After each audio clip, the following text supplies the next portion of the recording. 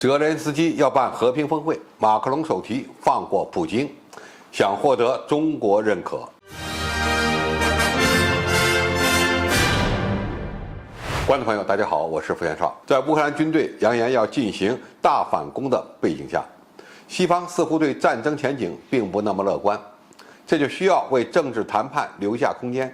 而中国提出的政治解决乌克兰危机的12点主张，再加上李辉特使的斡旋，被看成是最大的公约数。然而，虽然俄乌双方都对中国推动和平谈判的努力表示赞赏，但是双方仍然没有在关键问题上表现出让步的意思。今天我们有必要关注一下乌克兰要举办和平峰会的事儿。泽连斯基在G7峰会上提出要在7月举行一个和平峰会，希望争取各界对其10点和平方案的支持。其统一除俄罗斯以外的其他国家对政治解决乌克兰危机立场的意图非常明显，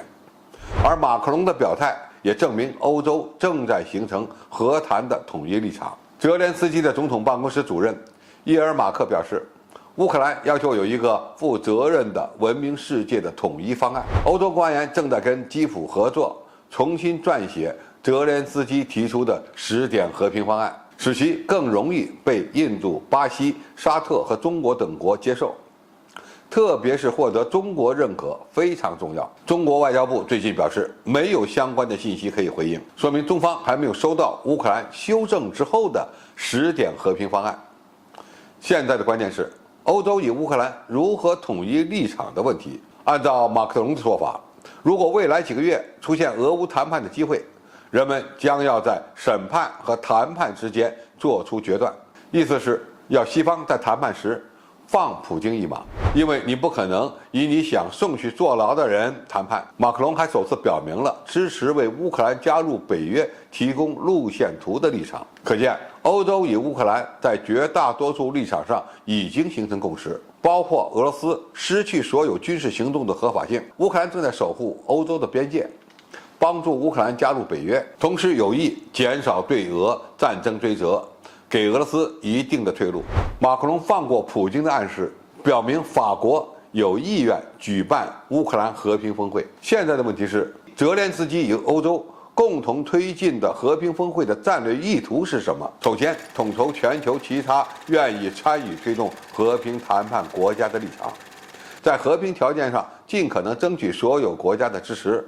当然也包括中国、印度和巴西等国的支持。其次，乌克兰和西方正在计划将和平谈判变成另一个战场。乌克兰虽然正在准备反攻，各方面呢也都逐渐看到这场战争难以在战场上解决，俄乌未来都需要在和平谈判的条件上争取更多国家的支持。从联合国进行的投票就可以看出来，在这方面乌克兰明显占有优势。未来俄罗斯不可避免地在谈判条件上遭受更大的压力。最后，马克龙代表的欧洲有意成为推动和谈的主力，避免被中国抢了风头。中国斡旋乌克兰危机，在一定程度上代表着欧洲没有解决危机的能力，或者说欧洲缺少战略自主。所以，就算可能遭到俄罗斯的反对，欧洲也会拿出自己的统一的和平解决方案。因此呢，马克龙就必须向普京释放善意。同时呢，还要照顾到东欧国家乌克兰和美国、英国等国的立场。总体而言，泽连斯基一旦成功举办了乌克兰危机的和平峰会，并且邀请中国、印度和巴西等国参加，那么俄罗斯必然会面临着更大的舆论压力。未来的乌克兰危机更大的战场可能就是在谈判桌上，而不是乌克兰的土地上。所以，俄罗斯必须对此做好最坏的打算。好，今天的评述就到这里，谢谢大家收看，我们下期再见。